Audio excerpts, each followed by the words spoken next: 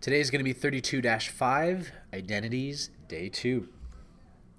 So we're going to use identities to simplify and manipulate expressions and equations. So we're going to get right into it. We're going to still use the identities from yesterday. So make sure that maybe flip to that page as we're kind of looking through that. Pause as I'm trying to substitute the identities so you can verify that they've been substituted correctly. So in this statement here, this one clearly looks like the more complicated side. So I don't know how sine and secant and cotangent cancel out. So maybe if I make everything almost the same, they will, like make everything sines and cosines. So I get sine of theta.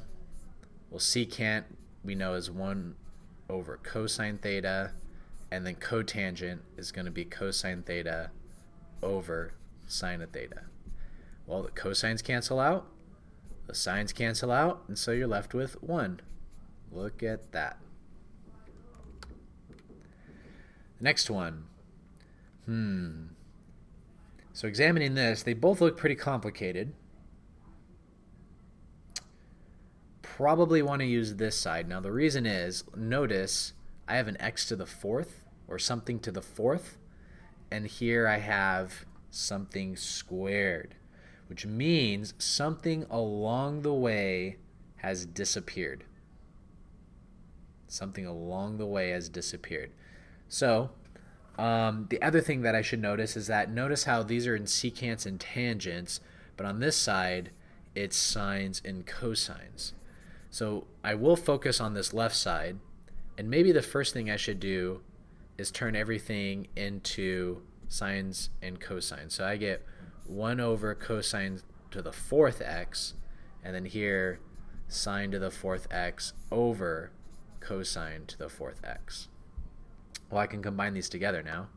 So I get 1 minus sine to the 4th x over cosine to the 4th x. This can get factored. This is a difference of squares. That'll factor into 1 plus sine of x squared x and 1 minus sine squared x. So that's going to be 1 plus sine squared x, 1 minus sine squared x, all over. And you know what? I see it. So I'm going to write it like this, because this right now is a Pythagorean identity.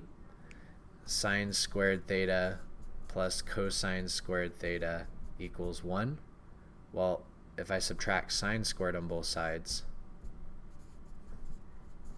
then I'm going to get 1 plus sine squared x times cosine squared x over cosine of squared x times cosine squared x. So those cancel out, and so I'm going to have to continue it here. So I get 1 plus sine squared x over cosine squared x equals 1 plus sine squared x over cosine squared x. For this one here, once again, well, this one does look more complicated. It does, because there's a lot more going on, right? Sine x minus cosine x over sine x cosine x. But notice, this is one thing. This is two things. So immediately I know, because one is two things and one is one thing, I had to add them together or combine them together somehow. So maybe I'm going to focus on the left side again, because I'm going to know how to combine that together. And anyways, I kind of gave you hints. It says transform the left side. But I know this is in sines and cosines, so maybe transform everything to sines and cosines. So I get 1 over cosine x minus 1 over sine x. Okay, well, if I'm going to combine them together, I need the common denominator. So this is going to need sine x over sine x, cosine x over cosine x. So now I'm going to get sine x minus cosine x, and that's all over sine x cosine x. Well, look at that. It worked. Let's take a look at this next one. So this one does look more complicated versus that. Maybe change everything to sines and cosines.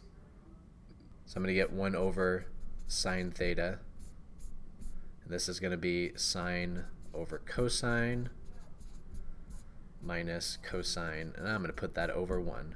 Well, the sines cancel out, so then I'm left with 1 over cosine. Find the common denominator, so this needs a cosine over cosine. So I get 1 minus cosine squared theta over cosine.